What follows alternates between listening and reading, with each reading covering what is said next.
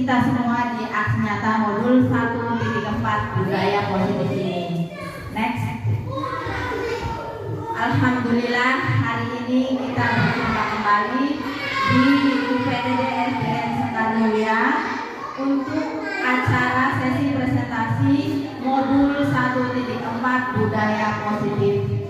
Perkenalkan, saya Wida Muniasi, guru PTD SD Negeri 2 Sukamelang, calon guru penggerak angkatan 7 Kabupaten Indramayu. Dan yang di sebelah saya ada Ibu Mu'an SPD, beliau guru PTD SDN Sekarmulia. Beliau juga calon guru penggerak angkatan 7 Kabupaten Indramayu. Next. Alhamdulillah, selamat pagi Bapak Kepala Sekolah UPTD SDN Sekarmulia, dan selamat pagi Bapak Ibu Guru PTD SDN Negeri Sekarmulia. Alhamdulillah hari ini kita dalam keadaan sehat, bisa berjumpa dan berkumpul kembali di acara sesi presentasi modul 1.4 budaya positif. Next. Hari ini saya dan Ibu Mua akan mempresentasikan modul 1.4 budaya positif selama mengikuti pendidikan guru penggerak. Sebelumnya kami sudah belajar modul 1.1 mengenai filosofi Ki Hajar Dewantara, kemudian nilai-nilai dari para guru penggerak, dan yang terakhir di modul 1.3 kita sudah belajar visi-misi guru penggerak. Dan yang terakhir hari ini kami akan melakukan presentasi modul 1.4 budaya positif. Next. Baiklah, agenda hari ini yaitu yang pertama yaitu pembukaan. Marilah kita membuka acara sesi presentasi kali ini dengan membaca basmalah. Bismillahirrahmanirrahim.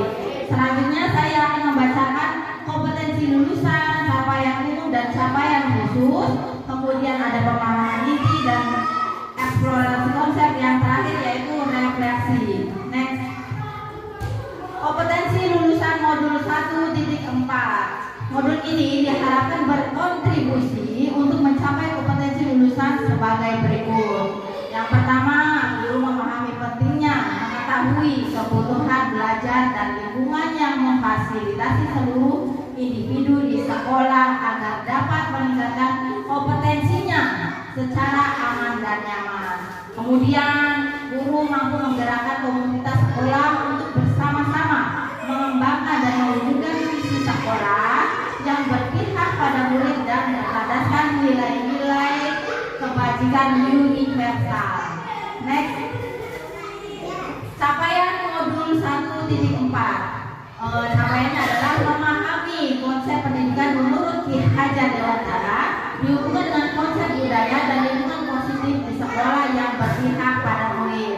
Kemudian capaian selanjutnya yaitu melakukan evaluasi dan refleksi terhadap praktik disiplin dalam pendidikan Indonesia secara umum untuk mendapatkan pemahaman baru mengenai konsep disiplin positif untuk menciptakan murid dengan profil pelajar Pancasila.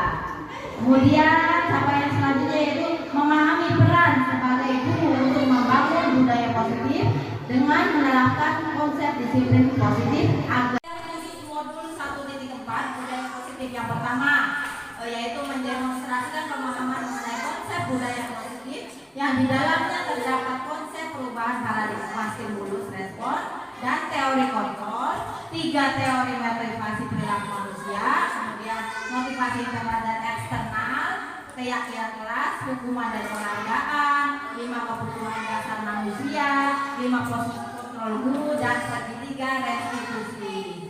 Kemudian menerapkan strategi disiplin positif yang memerdekakan murid untuk menciptakan ekosistem sekolah dan berpihak pada anak. Next. Sekarang saya akan mengajukan pertanyaan pemantik. Bapak dan Ibu tinggal jawab setuju atau tidak setuju. Yang pertama, kita kan biasanya kan sebagai guru biasanya sering atau pernah melakukan menghukum anak-anak agar mereka tujuannya untuk disiplin. Yang pertama, hukuman dapat mendisiplinkan anak. Bapak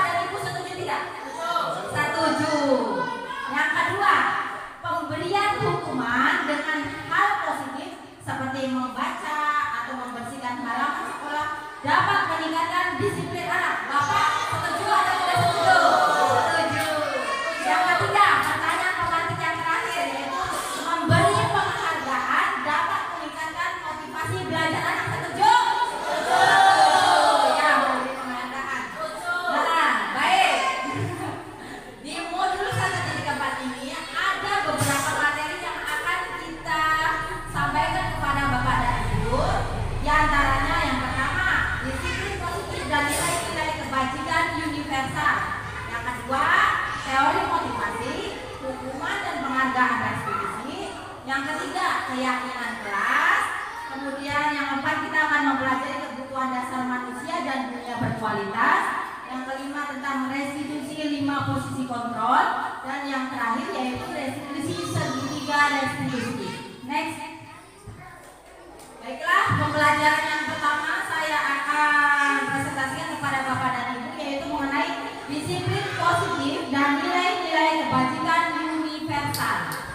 Next. Bapak dan Ibu, sekarang kita akan melakukan kegiatan. Misalnya ya, Bapak dan Ibu. Misalnya, contoh Ibu Yanti dan Ibu Sri. Misalnya, contoh Ibu Yanti, misalnya ada sesuatu yang paling berharga sekali di tangan Ibu ya. Misalnya contoh yang semua orang tidak boleh untuk mengetahuinya. Misalnya dikepal di dalam tangan. Kira-kira isinya ada atau apa yang paling berharga kayak gitu ya. Ibu Sri itu pengen tahu, kepo, pengen tahu banget. Tapi padahal ibu nggak mau kasih tahu ke Ibu Sri itu. Nah, misalnya Ibu Sri membujuk, ayo Bu, nanti saya kasih ini, nanti Ibu dapat ini. Kalau misalnya Ibu Yanti tidak mau membuka, ya sudah tidak akan membuka. Jadi intinya kita itu tidak bisa mempengaruhi orang lain kalau misalnya pribadi tersebut tidak mau melakukannya. Jadi kita tidak bisa mengontrol orang lain kalau misalnya orang lainnya itu tidak mau melakukan hal tersebut. Kita tidak boleh, intinya kita tidak boleh memaksakan kehendak kita kepada orang lain. Itu. Next. Nah, sekarang perubahan paradigma teori kontrol atau teori pilihan. Ilusi kontrol. Yang pertama, ilusi guru mengontrol murid. Biasanya kita sering sekali ya mengilusikan murid-murid untuk mengontrol mereka. Misalnya, ayo kalian duduk, jangan ribut. Kita sering banget kayak gitu dengan istilahnya suara yang lantang atau apa dan sebagainya. Anak-anak pasti akan menuruti guru kayak gitu. Jadi kita sering mengontrol anak-anak murid kita. Yang kedua, ilusi bahwa kritik dan membuat orang merasa bersalah dapat menguatkan karakter. Misalnya, kamu jangan seperti itu dong. Masa kamu akan ibu sampai sekali kamu selalu begitu kayak gitu. Kan istilahnya kita secara tidak langsung memberikan efek kepada anak merasa bersalah karena melakukan hal kesalahan tersebut. Kemudian yang ketiga, ilusi bahwa semua penguatan positif efektif dapat bermanfaat. Yang terakhir, ilusi bahwa seorang dewasa memiliki hak untuk memaksa. Kamu harus nurut sama ibu. Ibu kan lebih mengerti apa yang terbaik buat kamu. Sering banget kan kita sering ngomong kayak gitu kepada anak-anak agar mengikuti kehendak kita untuk mendisiplinkan siswa. Next. Selanjutnya yaitu perubahan paradigma stimulus respon teori kontrol atau teori pilihan. Siapa sesungguhnya yang memiliki kontrol? Misalnya contoh stimulus responnya. Kita mencoba mengubah agar berpandangan sama dengan kita. Teori kontrolnya yaitu kita berusaha memahami pandangan orang lain tentang dunia. Dan ini adalah perilaku buruk dilihat sebagai suatu kesalahan. Harusnya teori kontrolnya itu semua perilaku memiliki tujuan. Dan yang ketiga, orang lain bisa mengontrol saya. Nah, teorinya hanya Anda yang bisa mengontrol diri Anda. Jadi semua orang itu tidak melulu bisa memaksakan kehendak mereka terhadap kita. Kalau misalnya kita baik dan benar, ya sudah kita berpegang teguh kepada pendirian kita yang baik itu. Jangan mau terpengaruh sama hal-hal yang tidak baik. Kemudian stimulus respons, saya bisa mengontrol orang lain. Teorinya Anda tidak bisa mengontrol orang lain. Harus memaksakan ini, memaksakan ini. Tidak bisa seperti itu. Kemudian ada lagi pemaksaan ada pada saat rujukan gagal. Teorinya kolaborasi dan konsensus menciptakan pilihan-pilihan baru. Yang terakhir, model berpikir menang atau kalah. Bahwa yang benar itu teorinya adalah berpikir menang dan menang. Next. Ya, nah di sini ada disiplin positif. Teori kontrolnya yaitu teori pilihan yang ditemukan oleh Dr. William. Nah, ini kita bisa dulu. Anda tidak bisa mengontrol orang lain, hanya Anda yang bisa mengontrol diri Anda. Jadi kita tidak bisa mengontrol orang lain, hanya kita yang bisa mengontrol diri sendiri. Nah, makna disiplin itu apa? Di sini bahwasanya belajar kontrol diri dengan menggali potensi kita agar tercapai tujuan mulia, yaitu sesuatu menjadi seseorang yang kita inginkan berdasarkan nilai yang kita hargai. Kemudian ada semua perilaku kita dan anak-anak memiliki tujuan. Di bawahnya ada teori motivasi. Yang pertama, teori motivasinya yang pertama itu untuk menghindari hukuman. Yang kedua, untuk mendapatkan imbalan. Nah, ini untuk menghindari hukuman dan untuk mendapatkan imbalan itu adalah motivasi ekstrinsik dari luar. Misalnya contoh ya, anak-anak ini. Saya mah tidak mau terlambat pas waktu upacara nanti dihukum sama ibu bapak guru kayak gitu kan. Jadi dia tuh datang tepat waktu, nggak datang dari sendiri. Harusnya kalau misalnya yang baik itu harusnya ada pada diri sendiri, yaitu motivasi intrinsik. Contoh lagi misalnya untuk mendapatkan imbalan, saya mau ranking 1 terus, ranking 1, 2, 3 biar dapat hadiah dari ibu kayak gitu kan. Biasanya kan kalau ranking 1, 2, 3 dapat imbalan, yaitu dikasih hadiah apa. Nah, itu adalah walaupun bagus mereka berprestasi, tapi motivasinya itu dari luar, dari bukan dirinya sendiri, karena mengharapkan imbalan dan misalnya nggak datang tepat waktu apa takut dihukum sama bapak atau ibu guru. Itu adalah motivasi ekstrinsik. Yang bagusnya itu adalah motivasi intrinsik yang datang dari mereka sendiri.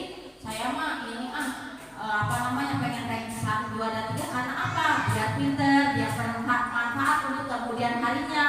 Atau misalnya datang tepat waktu setiap hari, masuk pukul 7 dia datang jam 7 kurang 10 menit. Biar apa? Biar ya untuk melatih kedisiplinan mereka, tidak melulu hanya takut dengan hukuman atau dapat penghargaan. Begitu Bapak Ibu. Kemudian nilai-nilai kebajikan universal dan keyakinan kelas nanti kita akan pelajari di slide selanjutnya. Kemudian ada model berpikir menang-menang, kolaborasi, dan konsensus menciptakan pilihan-pilihan baru. Di sini ada terdapat 5 posisi kontrol. Apa aja 5 posisi kontrol tersebut? Yang pertama adalah sebab kita tuh guru tuh ada 5 posisi kontrol yang sebelum ini kita pelajari. Kita belum mengetahui namanya apa gitu ya.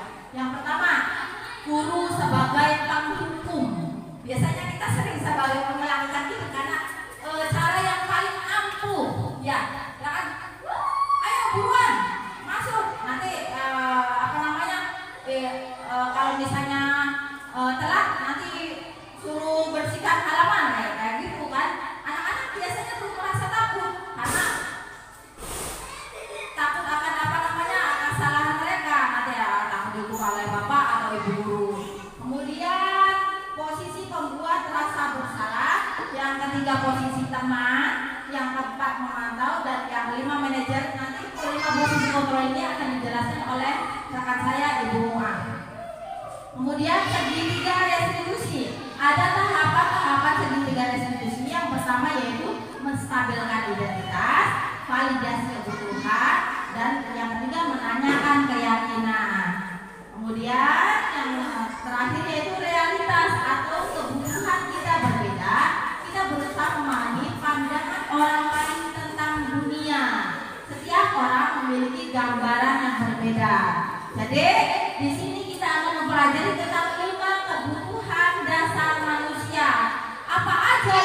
kebutuhan dasar manusia itu yang pertama adalah untuk bertahan hidup.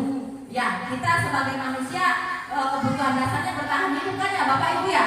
Bertahan hidupnya dengan apa?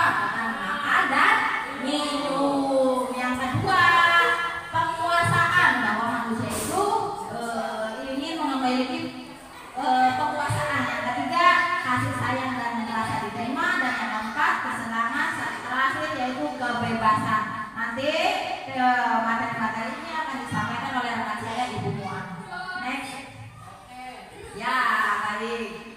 Sekarang kita belajar tentang disiplin. Apa makna disiplin? Nah, berasal dari disiplin itu berasal dari bahasa Latin disiplina, yang artinya belajar.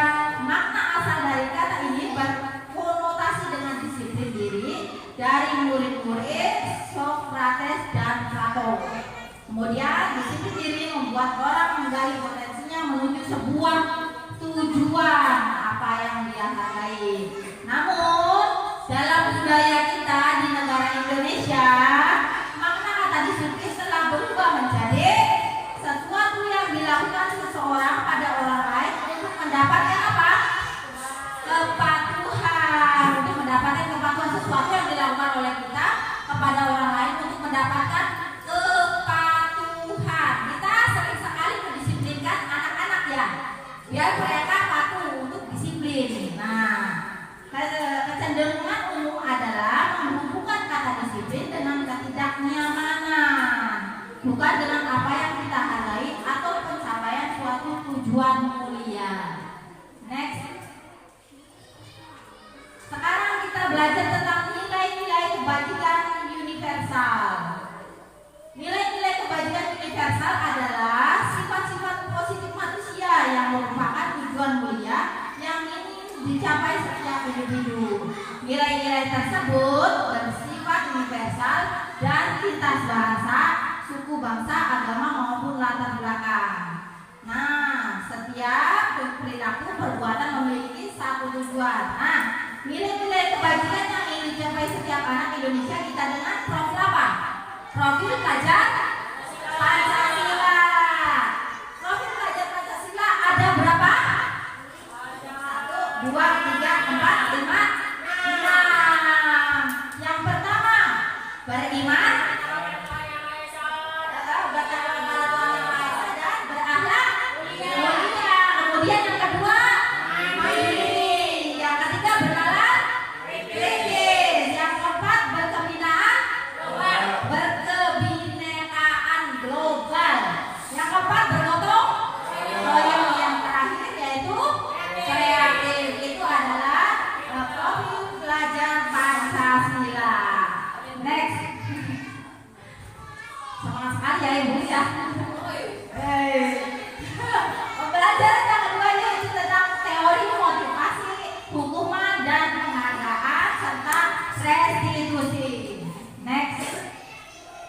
Jadi teori motivasi perilaku manusia itu dibagi menjadi 3. Yang pertama, untuk menghindari ketidaknyamanan atau hukuman. Misalnya, apa yang akan terjadi apabila saya tidak melakukannya? Tuh, ini apa ya yang akan terjadi kalau misalnya saya nggak menuruti peraturan yang ada di kelas?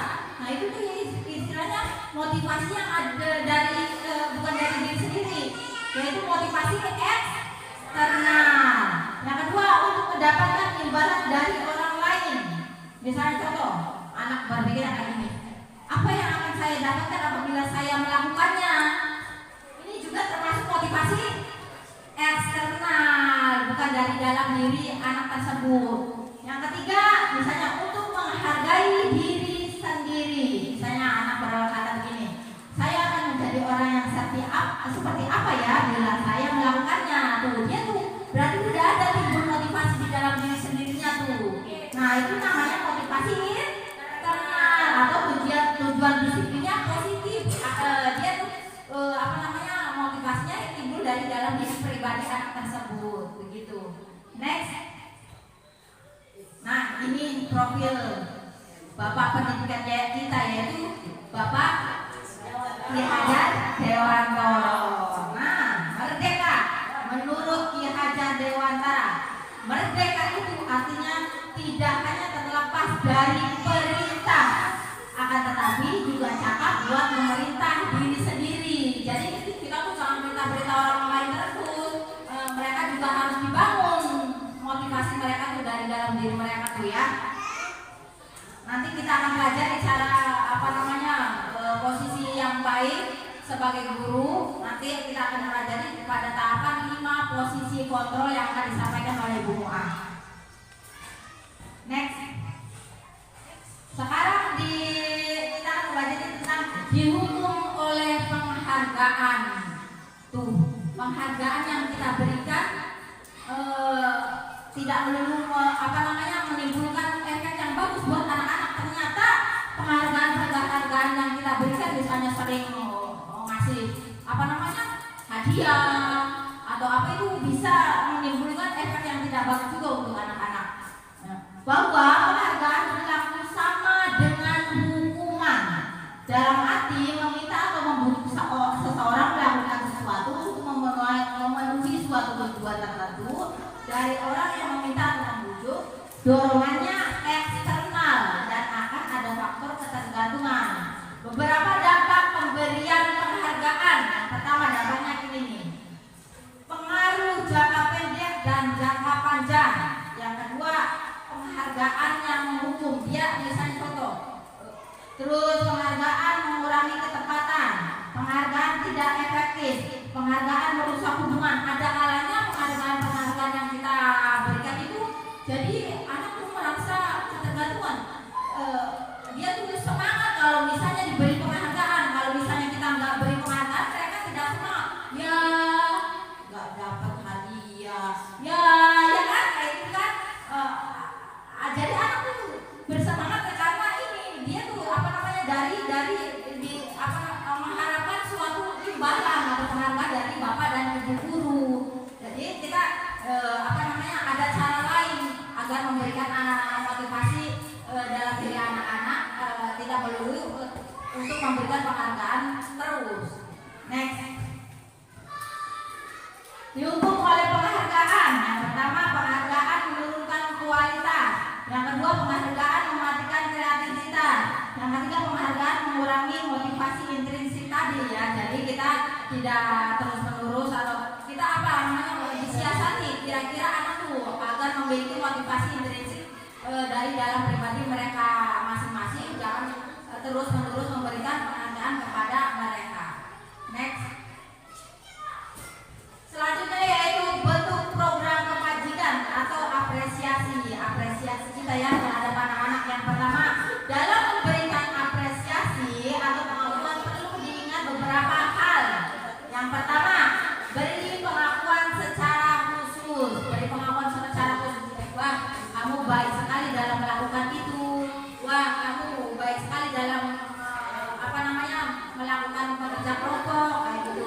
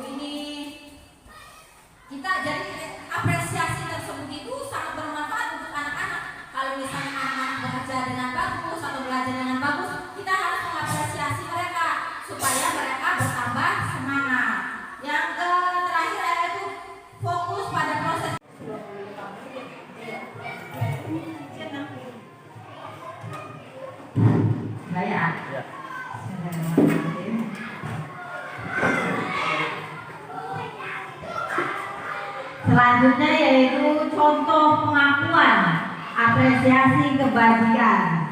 Misalnya contoh ya, kemarin saya perhatikan kamu gitu.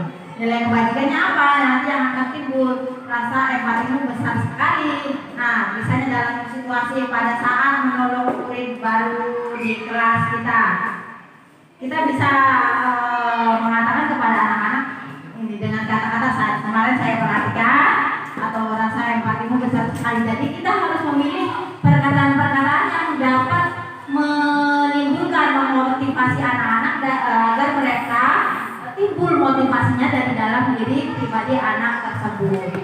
Next. Kemudian ini ada beberapa tugas atau misalnya tugas perbedaan hukuman dan konsekuensi. Kita akan memilih kira-kira nih tindakan guru ini nih sebagai hukuman atau konsekuensi kepada anak-anak. Misalnya contoh misalnya mencatat 100 kali di dalam kalimat saya tidak akan terlambat lagi karena terlambat sekolah. Kira-kira itu hukuman atau konsekuensi, Bapak Ibu? Konsekuensi. Bapak dan Ibu jawab konsekuensi ya. Nanti slide selanjutnya ternyata apa jawaban kita yang benar. Yang kedua, lari mengelilingi lapangan basket 2 kali karena terlambat hadir di sekolah. Itu hukuman atau konsekuensi? Bapak dan Ibu jawab hukuman, kita simpan jawabannya. Yang ketiga, murid diminta untuk push up 15 kali karena tidak menggunakan masker di sekolah. Itu hukuman atau konsekuensi? Ada yang jawab hukuman, ada yang jawab konsekuensi nanti kalian. Menggantikan kertas tugas teman yang telah dicoret-coret. Konsekuensi. Membersihkan tumpahan air di meja tulis karena tersenggol pada saat belajar. Itu apa? Murid disuruh untuk mengenakan sepatu seharian di sekolah karena tidak mengenakan sepatu hitam. Yang terakhir, lari mengelilingi lapangan basket 2 kali karena terlambat 10 menit untuk pelajaran PJOK. Kita akan tahu jawabannya di slide selanjutnya. Next. Ini dia. Tuh, ternyata mencatat 100 kali dalam satu kalimat itu adalah hukuman ya. Terus lari mengelilingi lapangan basket itu hukuman. Terus murid diminta push up itu adalah hukuman lagi. Mengganti kertas tugas yang sudah dicoret itu adalah konsekuensi. Kemudian membersihkan tumpahan air itu konsekuensi. Terus murid disuruh bersepatu terus sampai sore karena dia tidak memakai sepatu hitam adalah hukuman. Yang terakhir, lari mengelilingi lapangan karena terlambat itu adalah konsekuensi. Jadi berbeda antara hukuman dan konsekuensi. Next. Perbedaan hukuman dan konsekuensi. Nih, kalau misalnya hukuman nih adalah sesuatu yang menyakitkan, harus terjadi. Kalau misalnya hukuman itu sesuatu yang menyakitkan, kalau misalnya konsekuensi itu harus terjadi sesuai yang kita sudah sepakati. Kemudian kalau misalnya hukuman itu membuat anak sakit fisik dan mental, jadi hukuman-hukuman yang kita berikan itu selain fisik dan mentalnya, selain fisiknya sakit juga mentalnya juga sakit. Mereka akan malu karena kalau misalnya kita sering hukum ya. Kalau misalnya konsekuensi itu apa ya? Kira-kira. Dan kalau misalnya hukuman itu berjalan waktu pendek, tidak selanjutnya, tidak terus-menerus, tidak berkelanjutan. Kemudian next. Sebentar. Kita akan mempelajari dulu tentang restitusi. Apa itu restitusi?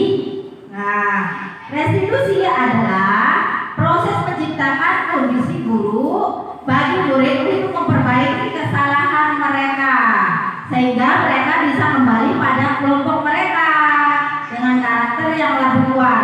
Restitusi juga merupakan proses kolaboratif mencari solusi untuk masalah mereka dan membantu murid berpikir tenang tentang orang seperti apa yang mereka inginkan menjadi tujuan yang mulia dan bagaimana mereka harus memperlakukan orang lain. Ini menurut Gosen tahun 2004. Next. Nah, ini antara identitas gagal dan identitas sukses. Setelah kita memberikan hukuman atau konsekuensi apa-apa yang akan mengakibatkan identitas mereka yang gagal dan apa-apa hal-hal apa yang akan menimbulkan identitas sukses bagi murid-murid kita. Misalnya contoh, kita memberikan hukuman itu sesuatu yang menyakitkan harus terjadi. Nah, disiplin konsekuensinya yaitu sesuatu yang harus terjadi. Jadi kita harus konsekuen terhadap hal-hal yang sudah kita sepakati. Kemudian restitusinya itu restitusi merupakan pilihan. Hukuman juga tidak nyaman untuk murid atau anak untuk jangka waktu panjang karena dihukum anak jadi tidak nyaman, merasa malu karena sudah dihukum bapak dan ibu guru. Kemudian konsekuensinya kalau misalnya kita memberikan hukuman yaitu tidak nyaman untuk murid, anak untuk jangka waktu pendek. Kalau misalnya kita memberikan konsekuensi, kalau misalnya hukuman untuk jangka waktu panjang mereka terus sama. Jadi ini sesuatu hal yang menyakitkan untuk anak. Misalnya contoh kita menghukum anak ya sampai mereka dewasa pun terkadang masih mengingat, wah bapak sama ibu guru itu pernah hukum saya pas waktu kecil. Jadi dia tuh memori mereka tuh akan merekam sesuatu yang menyakitkan bagi mereka. Jadi kita hati-hati menghukum anak tuh. Kalau nantinya akan berdampak atau menyakiti fisik dan mental mereka. Jadi kita harus berhati-hati untuk melakukan, baiknya kita melakukan konsekuensi terhadap anak dan restitusi terhadap anak agar tidak menyakiti fisik dan mental mereka. Next. Ciri-ciri restitusi. Yang pertama, bukan untuk menebus kesalahan, namun untuk belajar dari kesalahan. Yang kedua, memperbaiki hubungan. Kemudian yang ketiga, menawarkan bukan paksaan. Keempat, restitusi menuntut untuk melihat ke dalam diri. Yang kelima, restitusi mencari kebutuhan dasar yang mendasari tindakan. Kemudian yang keenam, restitusi diri adalah cara yang paling baik. Yang ketujuh, restitusi fokus pada karakter bukan tindakan. Dan yang kedelapan, restitusi fokus pada solusi untuk memperbaiki kesalahan anak murid. Yang kesembilan, restitusi mengembalikan murid yang berbuat salah pada kelompoknya.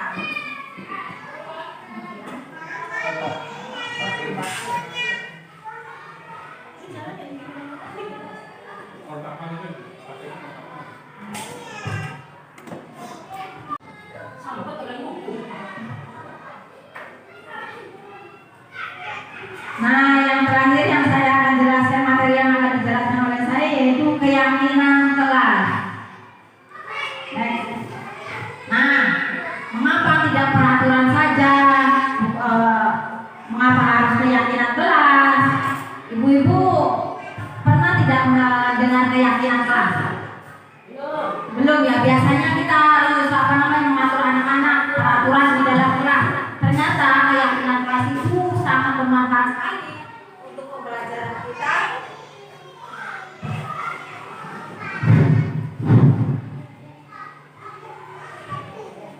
Ternyata keyakinan kelas itu sangat efektif untuk pembelajaran kita di kelas agar pembelajaran kondusif dan aman.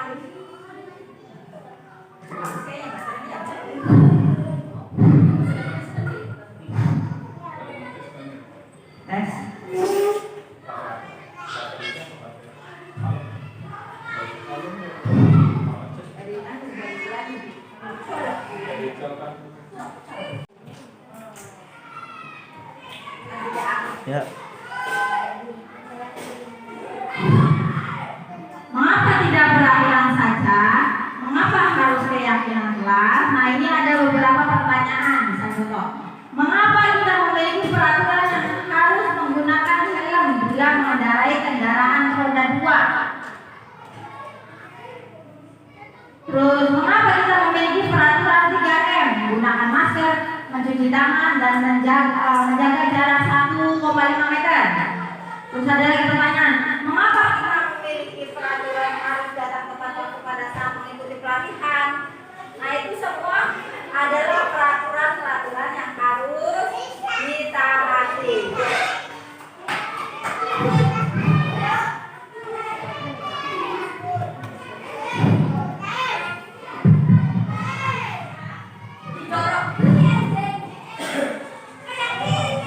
Jadi untuk mendukung motivasi intrinsik, kembali lagi ke nilai-nilai keyakinan kelas yang lebih menggerakkan seseorang dibandingkan mengikuti serangkaian peraturan-peraturan. Next.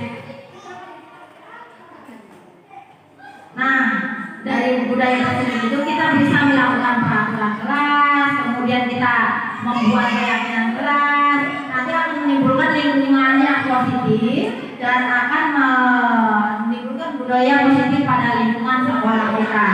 Next. Bapak dan Ibu, kira-kira yang mana merupakan keyakinan kelas? Sebelah kiri atau sebelah kanan? Misalnya nih, TK Dharma Wanita Persatuan 1, kesepakatan kelasnya datang tepat waktu, mengucapkan salam, terus menjaga kebersihan sekolah, ada lagi berdoa sebelum dan sesudah kegiatan, ada lagi aktif dalam pembelajaran, ada lagi harus tertib. Nah, sebelah kanan, kesepakatan kelas, kami guru dan murid yang saling menyayangi. 2, kami murid yang semangat belajar. 3, kami murid yang peduli dengan teman-teman. Kira-kira sebelah kiri atau sebelah kanan yang merupakan keyakinan kelas? Bapak dan Ibu? Kiri, betul sekali. Oh, pintar banget Ibu Sri. Tepuk tangan buat Ibu Sri. Nah, ini adalah contoh keyakinan kelas yang bagus. Kita nanti setelah ini boleh mencoba di kelas kita masing-masing untuk membuat keyakinan kelas untuk ditaati kepada anak-anak. Next. Nah, ini adalah kegiatan pendalaman keyakinan kelas tabel C dan Y. Ini tabel Y dan ini adalah tabel T. Misalnya contoh hormat. Kami meyakini bahwa sangat penting untuk menghormati semua orang dan barang milik orang lain. Misalnya bekerja. Kami meyakini bahwa sangat penting untuk mengerjakan segala pekerjaan atau mengikuti kegiatan yang telah ditugaskan. Ada lagi, diterima dan dimiliki.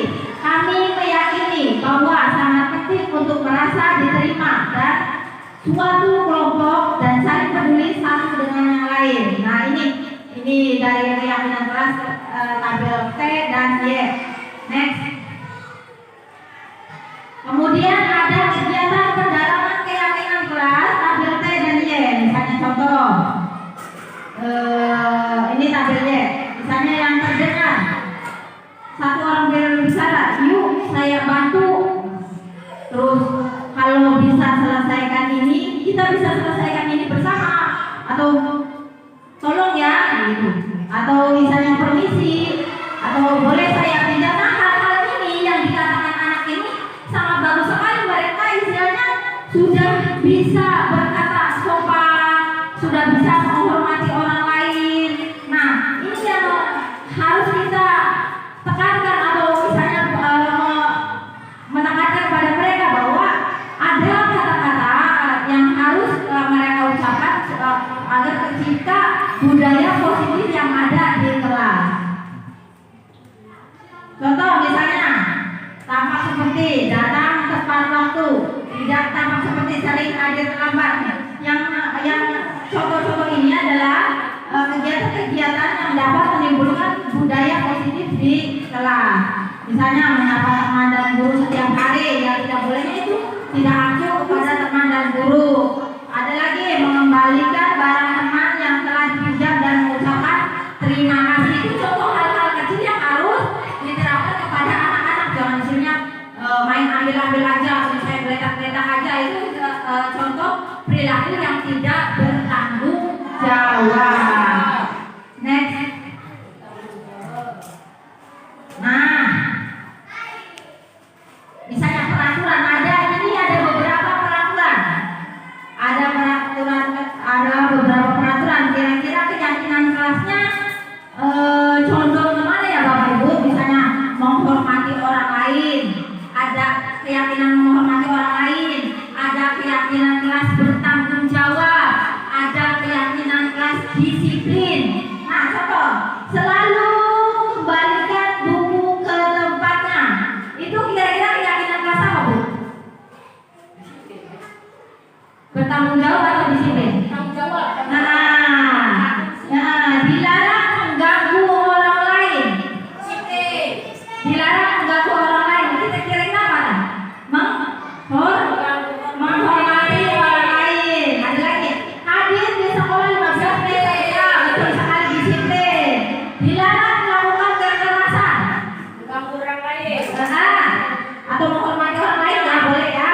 Dilarang menggunakan narkoba. Itu apa itu?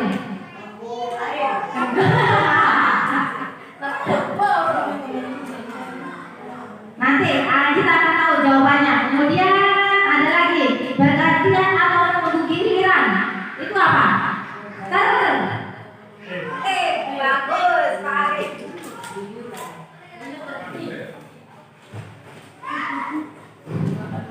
Next. Ya, ini dia keyakinan kelasnya tuh. Misalnya selalu mengembalikan buku ke tempatnya, itu keyakinan kelas bertanggung jawab. Dilarang mengganggu orang lain, menghormati orang lain. Kemudian hadir di sekolah 15 menit sebelum. Menghormati orang lain atau berkomitmen. Dilarang melakukan kekerasan. Dan menghormati orang lain. Kemudian dilarang menggunakan narkoba itu buat kesehatan. Bergantian atau menunggu. Menghormati orang lain, terus bersabar. Nah, kalau misalnya ini menggunakan masker itu untuk kesehatan dan keselamatan. Nah, terakhir, jangan berlari di kelas atau koridor. Itu untuk apa? Keamanan dan keselamatan. Nah, ini contoh-contoh kata-kata untuk keyakinan kelas yang bisa kita buat di kelas Bapak dan Ibu. Next. Selanjutnya, materi pembelajaran yang keempat, 5 dan 6, yaitu tentang kebutuhan dasar manusia dan dunia berkualitas, 5 posisi kontrol, dan tahapan segitiga resolusi akan dijelaskan oleh rekan saya, Ibu Nuha. Kepada beliau, saya persilakan. Terima kasih kepada Ibu Asri yang sudah menyampaikan materi. Saya akan memberikan materi berikutnya, tapi sebelum itu untuk sedikit pencerahan ya supaya tidak jenuh, kita akan melakukan ice breathing. Silakan, ayo berdiri dulu di samping. Berdiri dulu, kita akan melakukan ice breathing. Bersenang-senang dengan akan sedikit bergoyang-goyang dengan lagu Gunung Mau Mereng.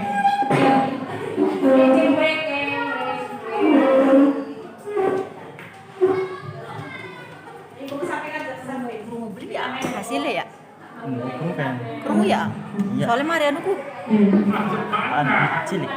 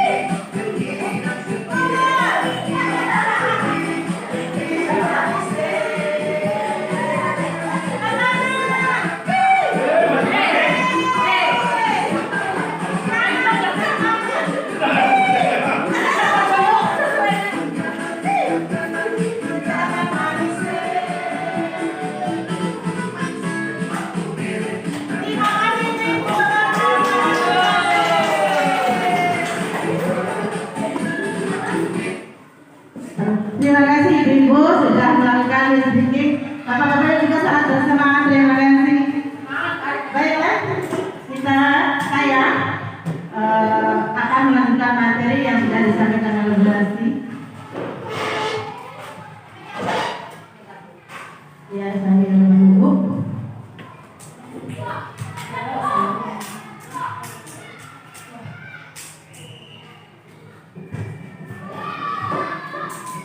Iya, terima kasih Bu Ida.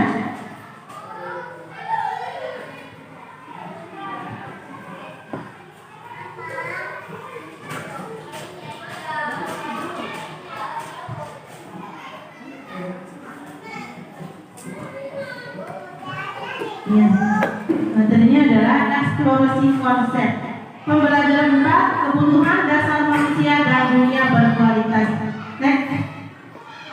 Kebutuhan dasar manusia itu tujuannya adalah untuk bertahan hidup. Ada 4 poin di sini. Yang pertama adalah kasih sayang dan rasa diterima. Yang kedua kesenangan. Yang ketiga penguasaan. Yang terakhir adalah kebebasan. Kasih sayang dan rasa diterima itu lumrah dan dimiliki oleh setiap manusia sebagai bentuk hak dia untuk mendapatkan perhatian dari teman, lingkungan, khususnya orang tua. Kemudian kesenangan itu adalah hak dasar manusia. Setiap pribadi manusia yang terlahir secara unik itu mempunyai bakat dan minat sendiri, maka dia pun mempunyai hak untuk mendapatkan kesenangan. Kemudian penguasaan, manusia mempunyai sifat untuk menguasai pada dirinya, orang lain, dan lingkungan. Itu pun tidak terbentur pada sesuatu yang tidak merugikan orang lain. Kebebasan juga, setiap manusia mempunyai kebebasan seperti yang Ibu Ida jelaskan tadi.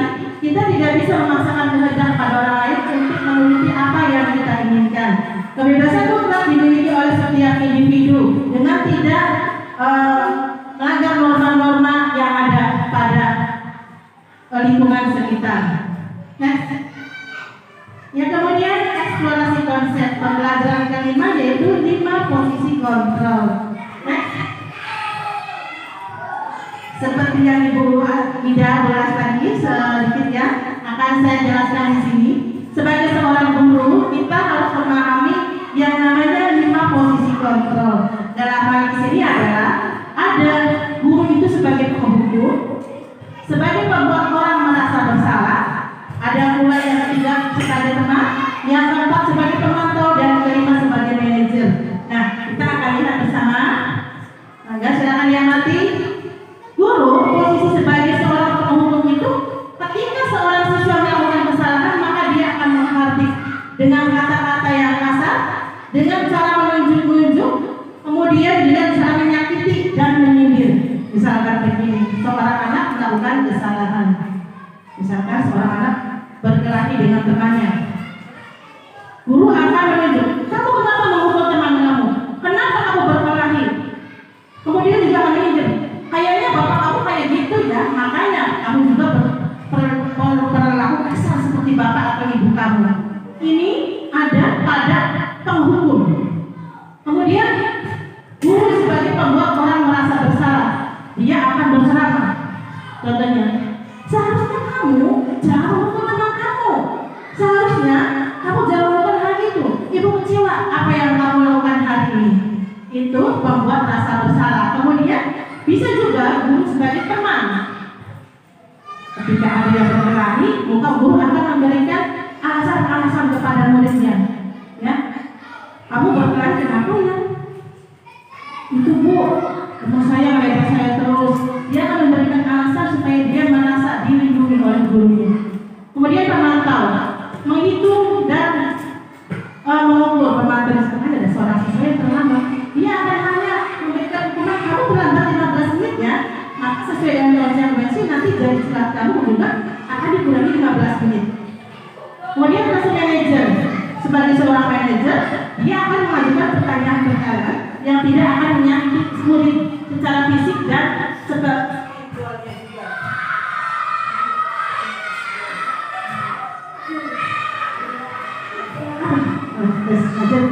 Kemudian guru akan berkata kalau sebagai penghukum, kalau kamu tidak melakukannya, awas ya.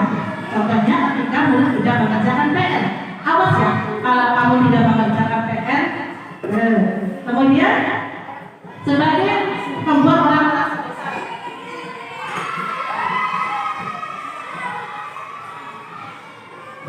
Wah, harus berhati-hati ini. Merasa bersalah ya? Ibu stres, setiap kamu harus selalu berkelahi. Ibu capek melihat kamu selalu mengajak teman. Itu posisinya orang yang membuat rasa bersalah. Tujuannya agar ibu merasa bersalah, merasa takut kepada ibunya. Kemudian sebagai teman, dan sekali ibu ngadepin kamu setiap hari berantem terus. Jadi pemantau ya. Apa peraturan sudah kita buat, kamu ingat tidak? Nah, kemudian sebagai manajer, apa yang kita yakini setelah kamu melakukan perbuatan tersebut? Lebih cenderung kepada pengakuan siswa untuk mengakui kesalahannya. Jadi kita tidak menekan bahwa siswa itu bersalah. Kemudian sebagai kaitan dengan di dunia luarnya, murid meletakkan guru sebagai manusia di dunia berkualitas. Artinya siswa menganggap guru itu sebagai seseorang yang patut ditiru. Kemudian meletakkan guru pada peraturan dunia berkualitas dunia. Kemudian meletakkan ini sebagai sesuatu yang positif dalam dunianya. Kemudian sebagai seorang penghukum, murid akan berkata, biarkan saja nanti juga ibu marah-marah lagi. Kalau nggak saya bangun sana bukan marah, tapi kalau saya melakukan pekerjaan juga akan marah lagi, sudah biasa begitu. Nah itu sebagai penghukum. Kemudian membuat merasa bersalah. Berapa halaman yang harus saya tulis bu karena saya tidak mengerjakan PR. Seperti itu. Sebagai seorang teman, saya pikir bapak ibu itu teman yang harus saya peroleh, saya temani gitu ya. Sebagai penonton, berapa banyak bintang atau prestasi yang kamu dapatkan. Kemudian dapatnya pada murid, ketika kita menjadi seorang penghukum, murid itu akan memulai kesalahannya. Mother guys biasa aja. Kalau kita berbuat kesalahan, paling dimarahi terus tidak selesai masalahnya. Nah, hal terbaik adalah sebagai manajer kita mengevaluasi sendiri bagaimana caranya siswa untuk mendapatkan kesadaran tanpa dia memberikan hak orang lain. Next.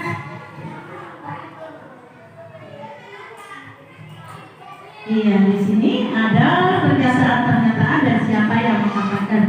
Pernyataan yang pertama, saya kecewa sekali dengan kamu. Kemudian, siapa yang mengatakan? Ini yang mengatakan adalah orang yang membuat orang merasa bersalah. Jadi posisi kontrol ya bu ya. Kemudian pernyataan yang kedua, kamu tidak pernah benar melakukannya. Ini adalah yang mengatakan adalah seorang penghukum. Ayolah lakukan demi ibu atau bapak. Ini dikatakan oleh seorang guru sebagai posisinya sebagai seorang teman. Kemudian, apakah kamu mendapatkan stiker bintang hari ini? Ini adalah posisi pemantau. Bagaimana kamu bisa menyelesaikan masalah ini? Ini adalah posisi terbaik seorang manajer.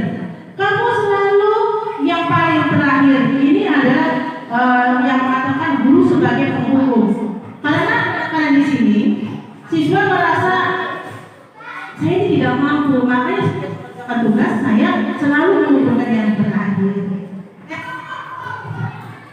Nah, bergerak di antara peraturan pemantau konsekuensi atau hadiah, nilai-nilai manajer dan memperbaikinya.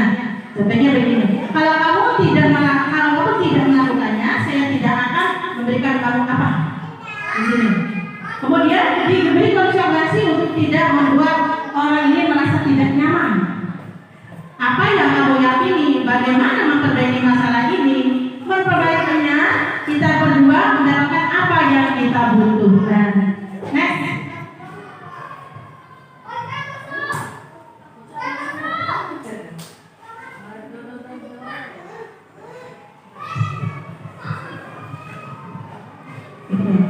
Pada yang terakhir yaitu eksplorasi konsep.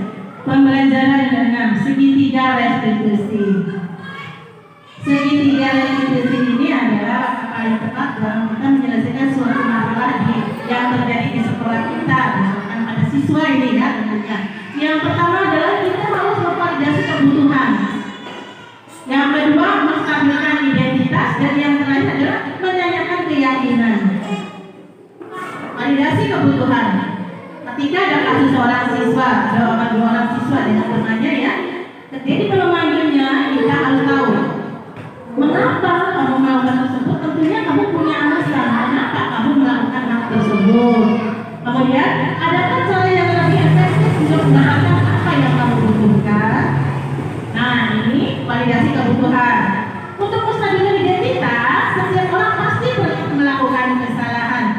jangan mengatakan bahwa kamu itu setiap hari selalu berkelahi, setiap hari selalu memukul teman, setiap hari selalu membuat keributan. Jangan begitu. Begitu namanya guru sebagai penghukum atau pembuat rasa bersalah.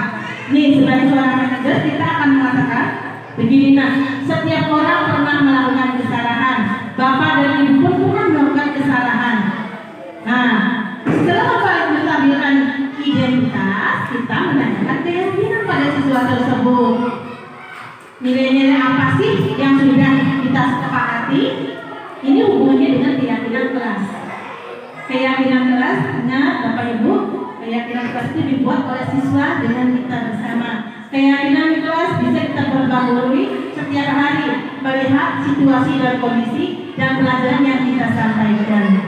Kemudian, kamu ingin menjadi orang yang seperti apa setelah kamu menyadari tadi kamu mengatakan berbuat kesalahan? Apa sih kedepannya yang ingin kamu lakukan? Next.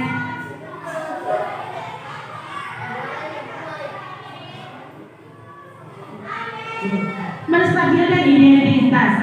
Menstabilkan identitas adalah untuk membuat anak yang merasa gagal karena berbuat salah menjadi positif terhadap dirinya. Katanya begini, guru akan berkata, berbuat salah itu adalah hal yang manusiawi. Tidak ada manusia yang sempurna. Bapak juga, ibu guru juga pernah berbuat salah. Kita pasti bisa menyelesaikan permasalahan ini. Bapak dan Ibu tidak tertarik untuk mencari tahu siapa yang benar, siapa yang salah. Bapak Ibu lebih tertarik untuk menyelesaikan masalah ini. Kalau kamu menyalahkan diri kamu sendiri terus-menerus, apakah kamu tidak bersikap baik pada dirimu sendiri? Jadi begini Bapak dan Ibu, ketika ada seorang siswa melakukan kesalahan, terus siswa merasa saya Bu yang salah, saya tidak akan mengulangi lagi. Jangan kita menerima apa saja atau begitu saja apa yang dikatakan siswa. Menyalahkan diri sendiri terus-menerus ketika ada kasus apapun, saya bersalah, tidak baik juga Bu, kita gali. Apa sih yang mendasari dia melakukan hal tersebut?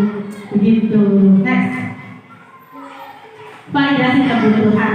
Yang kedua ya, membantu murid mengenali basic need atau kebutuhan dasar yang ingin dipenuhinya ketika melakukan kesalahan tersebut. Pada dasarnya, setiap tindakan manusia itu tujuannya adalah memenuhi basic needs. Apakah itu power, freedom, love and belonging, fun and survival. Guru akan berkata, kamu bisa saja kan melakukan hal yang lebih buruk, tapi kamu tidak melakukannya kan? Kamu pasti punya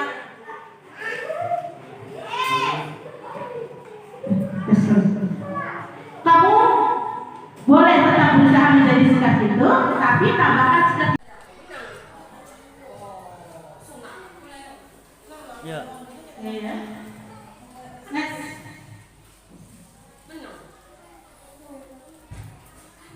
Menanyakan keyakinan.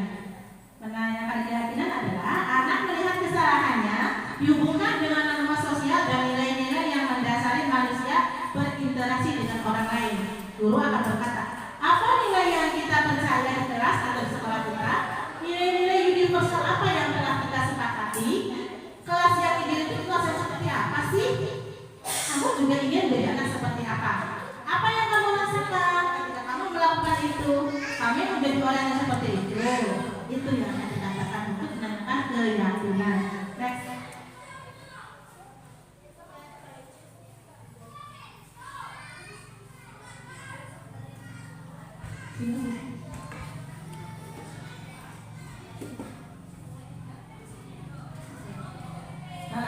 Sekarang kita akan melakukan intervensi 30 detik dari materi yang disampaikan oleh Ibu Mida dan saya.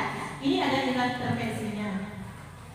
Yang pertama, intervensi ini bisa membantu murid kembali ke tujuan semula dengan cukup singkat dengan cara non-konfrontatif.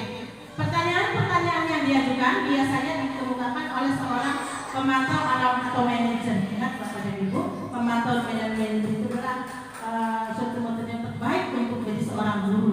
Yang pertama, apakah kamu ingin berbuat lebih baik? Apakah saat ini kamu sedang menjadi orang yang sedang kamu inginkan? Apakah kamu bisa mengubah keyakinan atau perilaku kamu saat ini menjadi sikap yang lebih membantu? Apakah wajar membuat kesalahan? Bisakah kita memperbaikinya? Apa yang kamu lakukan saat ini sesuai oke atau tidak? sepertinya kamu punya masalah. Saya bisa bantu apa? Saat ini kamu seharusnya berbuat apa? Apa yang bisa saya bantu agar kamu bisa melakukannya? Iya, terima kasih. Tibalah di penghujung acara, yaitu pada sesi tanya jawab. Setelah pemaparan dari Ibu Bidang Koordinasi yang saya jelaskan tadi, silakan.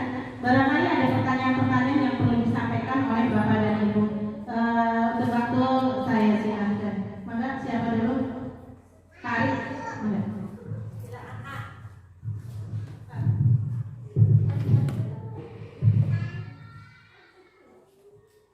Ya, Assalamualaikum warahmatullahi wabarakatuh. Terima kasih untuk penyaji yang di depan. Ini saya ada satu buah pertanyaan. Ya. Bagaimana menurut Ibu tindakan kita sebagai guru yang memberikan penghargaan, misalnya guru memberikan respon jempol atau ucapan bagus pada anak? Ya, mohon dijawab.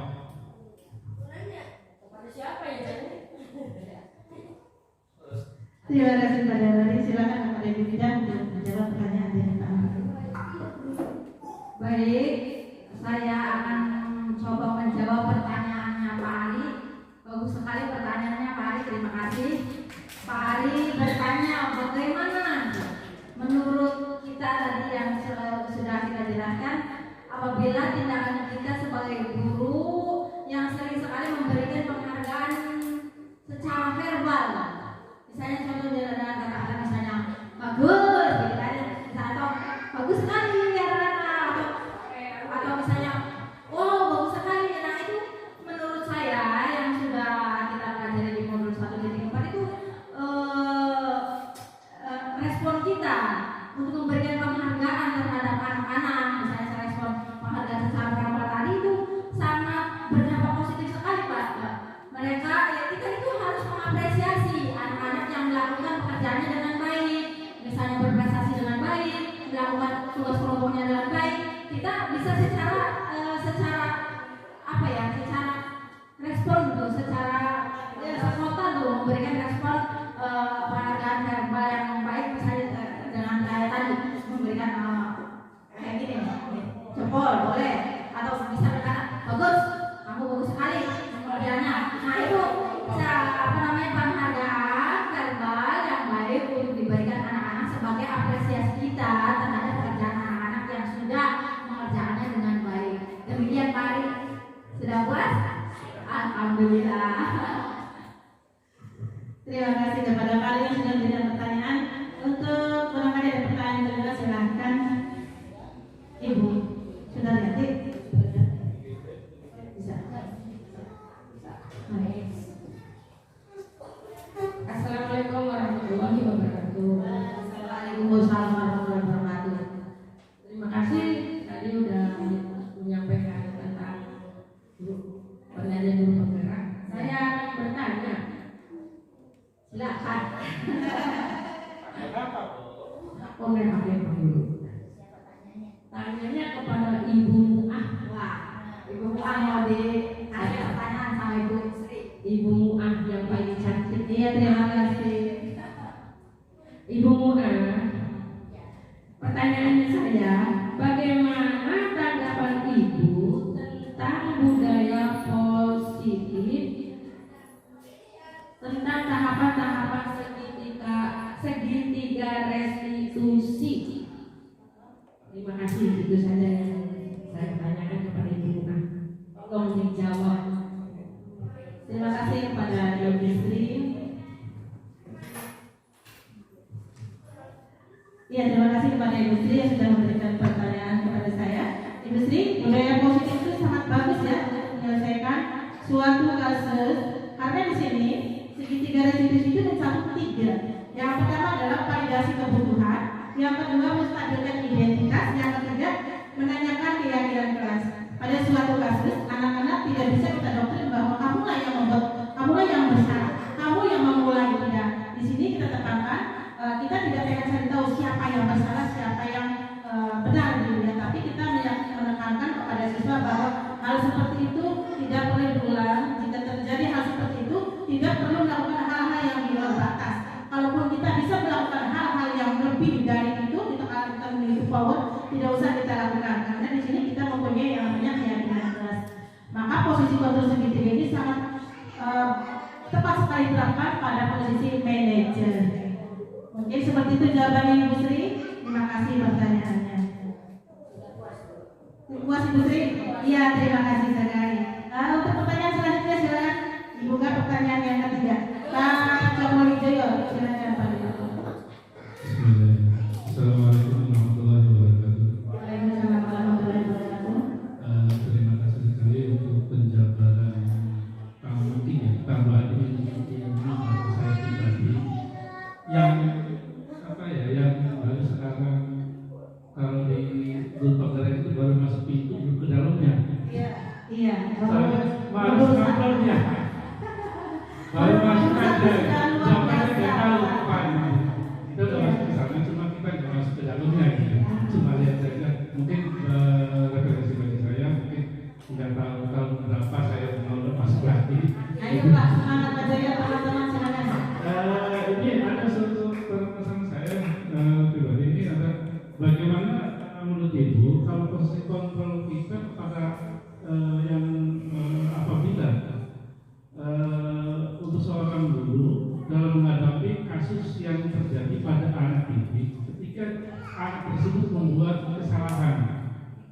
Itu terima kasih. Assalamualaikum warahmatullahi wabarakatuh. Waalaikumsalam warahmatullahi wabarakatuh. Terima kasih kepada Pak Jaya. Sebelumnya saya memotivasi kepada rekan-rekan, khususnya dari Pak Jaya bertanya bahwa Ibu Mida bersedia untuk mendaftar ke calon guru penggerak angkatan 10 ya Bu. Semangat Pak Jaya, silakan. Silakan ya, mengikuti jenjang saya. Sangat luar biasa Pak di dalam guru penggerak ini. Iya. Terima kasih pertanyaan Pak Jaya. Di sini Pak Jaya tanyakan kalau ada suatu kasus terjadi pada siswa ya Pak. Kemudian apa sih posisi kontrol yang terbaik untuk menjadi seorang guru? Terima kasih Pak Jaya. Posisi terbaik kita sebagai seorang guru ketika menghadapi masalah di sekolah adalah sebagai seorang manajer. Di sini posisi kontrol manajer ini paling tepat karena sudah memenuhi segitiga restitusi. Ini akan membuat anak lebih bertanggung jawab pada disiplin waktu, lingkungan, dan pada kesalahan yang telah dia buat tanpa dia harus merasa sangat bersalah, merasa bersalah kepada dirinya, kepada teman, kepada lingkungan, dan kepada gurunya. Di sini kita menggali seberapa dalam dia mampu mengapresiasi diri bahwa dia itu tidak akan mengakui kesalahan lagi dan akan berbuat hal yang lebih baik dan menaati peraturan keyakinan sekelas. Bukan peraturan tapi keyakinan kelas yang telah dibuat bersama teman-teman dan rekan gurunya. Di sini dia akan merasa dia tuh tidak punya beban, tidak punya suatu tekanan, tidak punya suatu rasa bersalah yang besar. Sebab rasa bersalah yang besar itu yang telah diberikan kepada guru, kepada siswa, seperti yang dijelaskan oleh Bu Mida tadi, itu akan berdampak pada kehidupan yang akan datang. Akan selalu dia ingat apa yang telah dilakukan oleh gurunya. Maka kami di pembelajaran calon guru penggerak ditekankan bahwa murid adalah harus diutamakan, diprioritaskan. Guru menghamba pada murid, itu intinya. Jadi saya ulang lagi, di sini posisi yang paling tepat adalah posisi manajer. Mungkin itu jawabannya Pak Chandra. Sudah merasa kelas? Iya, terima kasih kepada Chandra, Pak Comowijoyo. Kemudian barangkali masih ada pertanyaan, kami buka lagi pertanyaan yang keempat. Kepada Ibu Sudaryanti silakan. Ini kepada saya apa kepada Ibu Mida Bu? Iya, terima kasih Ibu Asih. Baik, silakan Ibu Yanti pertanyaannya. Waalaikumsalam warahmatullahi wabarakatuh. Terima kasih atas waktu untuk mengasih pertanyaan. Ya, Setelah mendengar penjelasan tadi dari Bu Asih dan Ibu Bunga, ini saya ada satu pertanyaan. Ini bagaimana ketika ada siswa yang melanggar keyakinan kelas yang sudah disepakati bersama? Itu. Baik. Boleh sambil berdiri ya. Terima kasih Ibu Yanti pertanyaannya. Tadi Ibu Yanti bertanya bagaimana jika ada siswa yang melanggar keyakinan kelas yang sudah kita sepakati. Misalnya di dalam kelas 6 misalnya sudah membuat keyakinan kelas keyakinan kelas itu kan dibuat atas kesepakatan guru dan murid. Saya contoh aja membuat kesepakatan atau keyakinan kelas datang tepat waktu, atau misalnya apalagi Bapak Ibu misalnya disiplin boleh, disiplin atau misalnya apalagi bekerja sama ya boleh, misalnya kayak gitu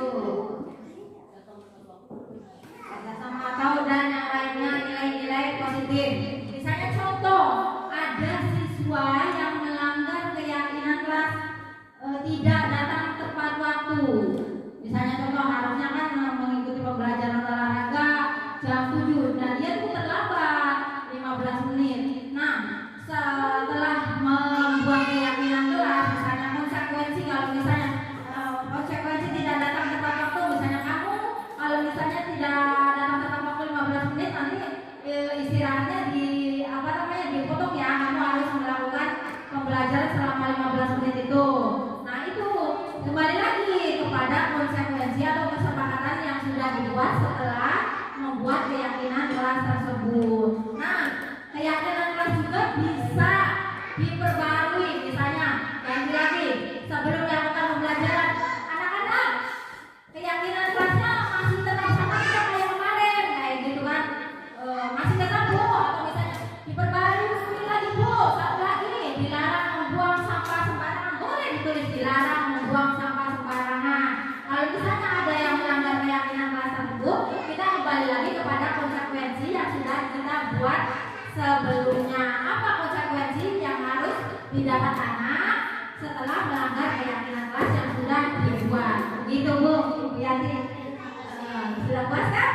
Alhamdulillah, terima kasih Bapak dan Ibu guru yang sudah baik mengikuti sesi presentasi aksi nyata modul 1.4 budaya positif. Selanjutnya yaitu refleksi. Silakan Ibu. Iya. Kita refleksi. Ini saya sudah membuat refleksi. Silakan Bapak dan Ibu berkenan untuk menjawabnya. Yang pertama refleksinya adalah hal baru apa yang mengubah paradigma saya yang saya dapatkan setelah Bapak dan Ibu mendengarkan materi yang saya jelaskan. Silakan. Siapa yang mau jawab? Siapa yang mau jawab? Ini. Dari penjelasannya juga tadi. Kira-kira hal baru apa Bu yang Ibu dapatkan? Ilmu apa yang Ibu dapatkan dari sesi presentasi kita tadi? Mana? Akademiknya, Bu Sri. Mana Bu Sri? Mana? Ibu Sri mencoba untuk menjawab, silakan. Kalau nggak salah, jawaban saya itu menjadi lebih baik lagi sebagai guru. Jangan memberikan hukuman kepada siswa yang kekerasan kayak gitu. Itu saja jawabannya. Iya, terima kasih Bu Sri ya. Kemudian perasaan apa yang muncul selama mengikuti sesi ini, khususnya mengenai makna disiplin dan motivasi intrinsik perasaan Bapak dan Ibu ketika tadi menjelaskan pemaparan dari murid dan saya. Apa sih perasaan yang Ibu? Nah, bahagia.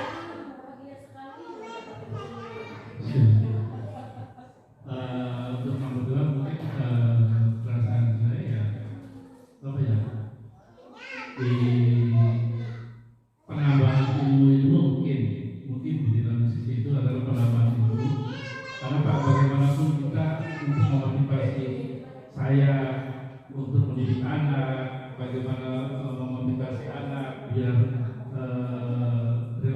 lebih baik lagi.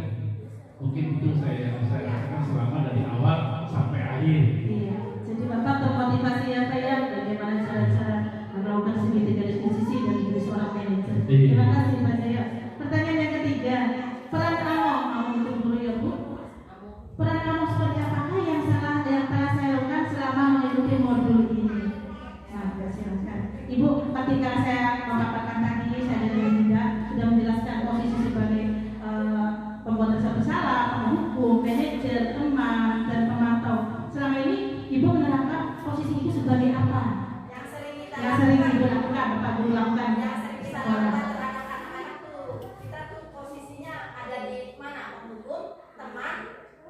pemantau, pembuat rasa bersalah. Silakan. Ya, terus terang saja saya juga sering melakukan posisi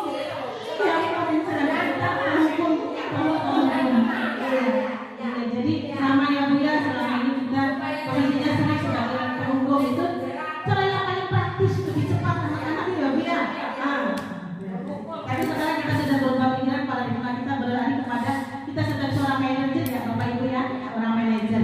Oke. Kemudian yang terakhir, saya akan menjadi abang yang seperti apakah setelah mengikuti pembelajaran ini? Saya akan menjadi guru yang terbaik. Terima kasih Bu Sri, katanya Bu Sri ingin jadi guru yang lebih baik ya. Berarti seorang manajer ya. Oke, saya doakan. Ayo, terima kasih.